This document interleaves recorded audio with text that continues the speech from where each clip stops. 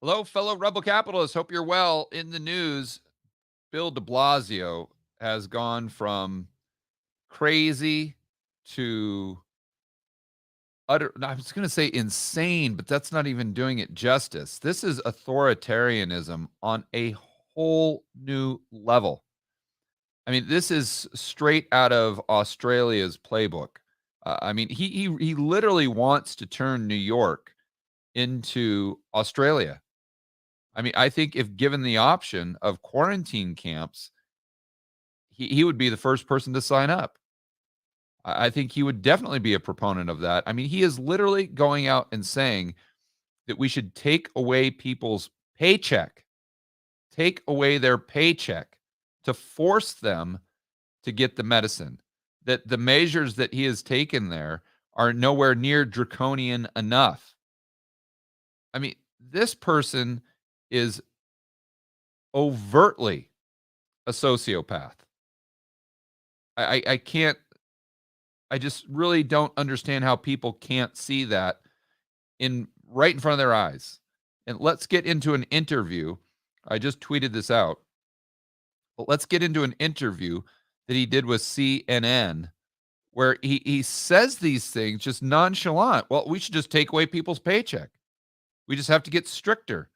We just have to take away their life. I mean, all in the name of making sure people get a medicine that doesn't work that great. And by the way, even if it does, everyone has the option of getting it. So why is it that people who choose not to get the medicine are somehow endangering people who choose to get it if the medicine is effective? That in and of itself doesn't make any sense. The only argument they could possibly have is hospital capacity, and they're completely ignoring the way to reduce that, first and foremost. And secondly, they don't have an issue with that. So what's the issue here? Or what's the real motive? It has nothing to do with health, it has everything to do with power and control. And in the sociopathic nature of these politicians is really being illustrated extremely well throughout this entire process. And as the pervasive sickness goes on and progresses, and we continue to have to deal with it, the the personality of these politicians is really shining through. I mean, I just can't comprehend how anyone could vote for this guy. I mean, he is. I know it's overused, the analogy about a certain dictator in Germany or Stalin or Mussolini, but could you not see them saying the exact same thing? That we need to do X, Y, and Z, or people need to do, they need to be forced to do X, Y, and Z. And if they don't comply, we will take everything away from them. We will take we won't kill them, but we'll take away their life. Maybe it'll come to that, actually. I mean, I hate to be hyperbolic, but I could honestly see de Blasio arguing for something like that. Not now, I get it, but I mean, I wouldn't be surprised if you got a couple drinks in him, how he would actually say that we should, anyone who doesn't get the medicine, we should just ship them to a camp. And I don't know if he'd go so far as to say we should just do away with them, but I mean, it's not that far of a stretch. And I think he is at that level of sociopath. Let's watch this video and you can tell me whether or not you agree.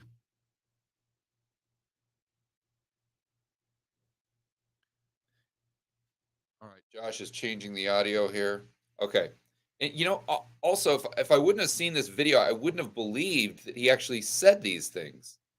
But here you go. Part of the country with you, I don't think we'd see masks. People want to lead their lives. I mean, the hard thing, I feel it here in New York City. Yeah. By the way, I'm from Philadelphia, so it's not like I live in a rural area. But I feel it in every block that I walk in New York City. But if I were in the middle part of the country with you, I don't think we'd see masks. I don't think we'd be showing our vax cards anywhere. So I come back to that point where unless everybody's on the same page in the country, we're kind of screwed. And you know how you get on the same page? People have to lead. So look, I believe with enough leadership, enough mandates, we're going to get a hell of a lot more people vaccinated. The more people vaccinated, the more we actually make the transition to a time when COVID is in the background, not the foreground. And we know these mandates work, and we know people respond. Look, human beings are pretty predictable. If you say your paycheck depends on it, or your ability to enjoy life and go do the things you want to do, people will make the... Did you hear that? If you say your paycheck depends on this, your ability to enjoy life and do... Oh, we got the... So if you didn't hear me there, he said your paycheck depends on it, and your ability to enjoy life and do the things you want to do. So let's just think through what he's saying. First and foremost, he's saying that these politicians should have the power and authority to take away your paycheck if you're doing something they don't like. These politicians should have the authority to take away everything that makes life enjoyable, everything you want to do, if you are doing something they don't like. How can you not see the slippery slope? And anyone who is in favor of these mandates, you have to realize that if you give up this type of power and control to the government, there's going to be a Bill de Blasio 2.0 that's on the extreme right that is going to do things in the future that horrify you. And the precedence is being set right now by people like this. You've got to study history here. I'm begging you, anyone in favor of these mandates, study history. We have seen this movie before. We saw it in 1905, and we know how that ended in 1927. It starts with a medicine mandate for smallpox, and it ends with legalizing eugenics and forced sterilizations. You know, I don't have it pulled up here. I was going to read something from Oliver Wendell Holmes, but let's actually go back and listen to this part again, because it's just absolutely staggering.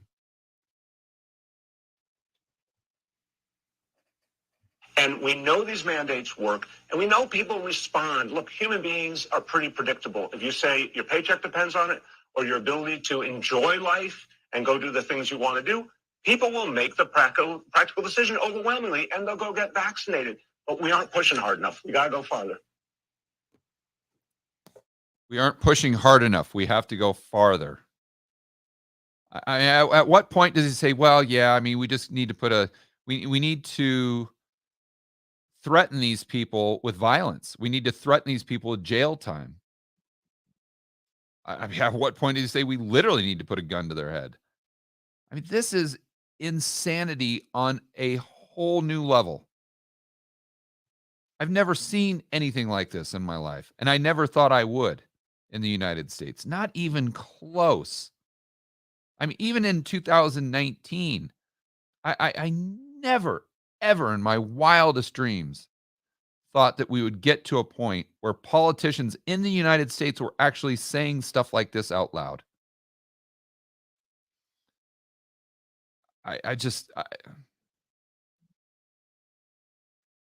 Wow. This guy is incredibly, just unbelievably dangerous. And even if the medicines worked well, this would be obviously an extremely dangerous idea and a very, very slippery slope. But the medicines don't even work that well, for heaven's sakes. He said we could get this behind us. No, we can't. That's absolute fake news. With the tools that we have, you're not getting rid of the cerveza sickness, no matter what we do. You could have your 95% medicine rate, and you're still not getting rid of it. We're not moving on. And by the way, what happens when all of those people who have taken the medicine fall into the category of non-medicated, which we know they will within the matter of months, depending on which medicine they chose. If you choose the Johnson & Johnson medicine, well, now all of a sudden, 2 months later, you're not really medicated anymore. I mean, where does this end? You see, and that's my point. It doesn't end. And if you're not getting rid of the cerveza sickness, you're not going to get rid of these sociopaths, or you're not going to, if we can't get rid of the cerveza sickness, you're not going to get rid of these sociopaths being able to implement these policies that give them power and control.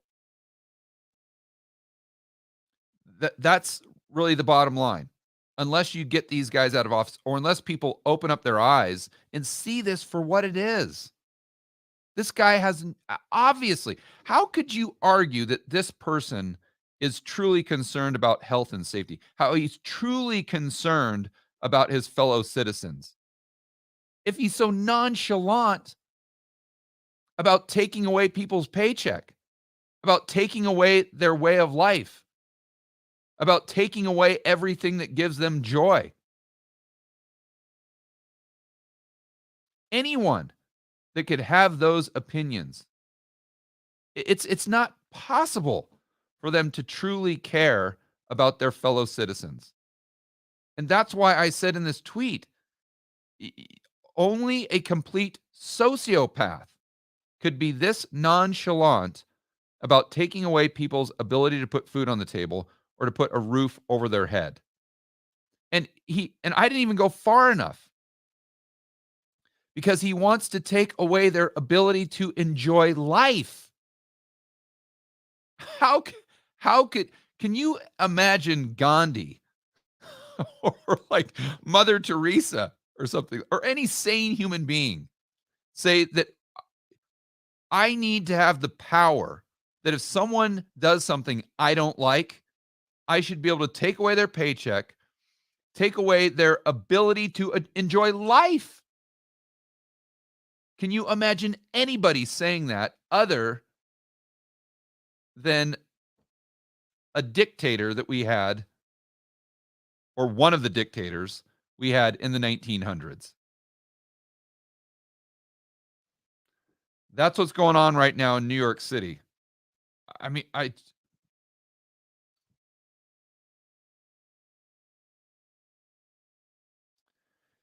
well, if you didn't feel a sense of urgency before, hopefully you feel it now.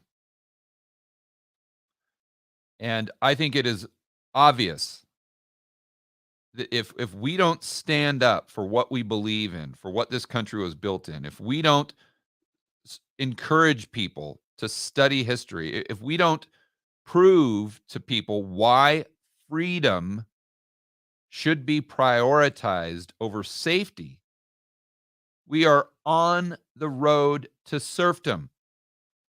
This ends in one way, and that is a totalitarian police state run by these authoritarian central planners and sociopaths like Bill de Blasio.